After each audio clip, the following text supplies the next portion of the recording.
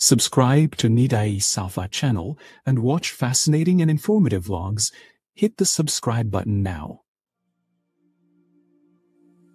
डल झील की आगोश में सुबह सवेरे हर रोज कश्तियों पर एक सब्जी बाजार सजता है। तकरीबन 100 से जायद सब्जियों से लदी कश्तियां इस बाजार की जीनत बनती हैं और 2-3 घंटे के अंदर ये कश्तियां खाली हो जाती हैं और बाजार सिमट जाता है।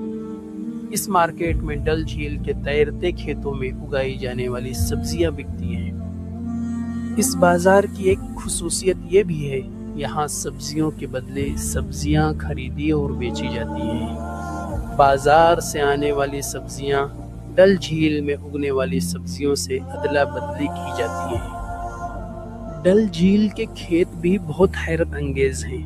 इन खेतों को किसान अपने हाथों से बुनते हैं। रात उस खेत को कहते हैं जिसे किसान दरख्तों की टहनियों और डल झील में उगने वाली घास से चटाई की शक्ल में बुनते हैं और खेती करने से पहले 2-3 साल तक उसे झील में ही सुखाते हैं। खुश्क हो जाने के बाद उस पर गीली मिट्टी की लेयर चढ़ाई जाती है, फिर उस पर खेती की जाती है और सबसे दिलचस्प बात यह है कि वो इन खेतों को झील में जहाँ चाहते हैं कश्तियों की मदद से खींच कर ले जाते हैं। यहाँ एक मौसम ऐसा भी आता है जब ये पूरी डल झील बर्फ बन जाती है। जी हाँ, पूरा पानी फ्रीज हो जाता है। यह मौसम कश्मीर में चिल्लियाँ कला कहलाता है। चिल्लियाँ दरअसल 40 को कहते हैं और कला कहते हैं सख्त को, यानी सख्त सर्दियों के 40 दिन।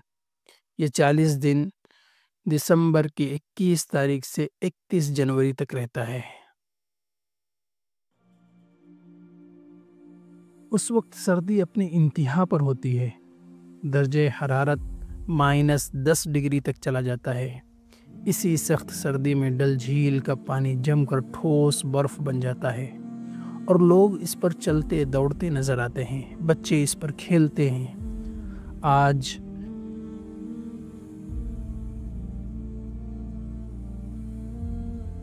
आज मैं शिकारे में बैठे ये मंजर देख रहा हूँ और सोच रहा हूँ कि मौसम कैसे बदलता है। कभी ये पानी लहरों में रक्स करता है और कभी मुकम्मल तौर पर जमकर खामोश हो जाता है। यही तो कश्मीर का हुस्न है कि हर मौसम में उसका अलग रंग होता है। कभी ये झील आईना बन जाती है तो कभी ये बर्फ की चादर बन जाती है।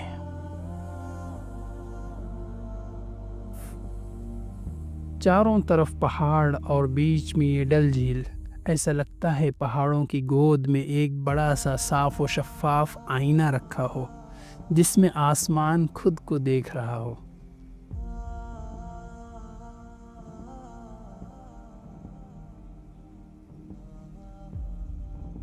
अब हम वापस लौट रहे हैं। पीछे शॉलों की दुकानें, मीना बाजार की रौनक, तैरते खेतों बागात, हाउस बोट्स सब एक खूबसूरत याद का हिस्सा बन गए हैं।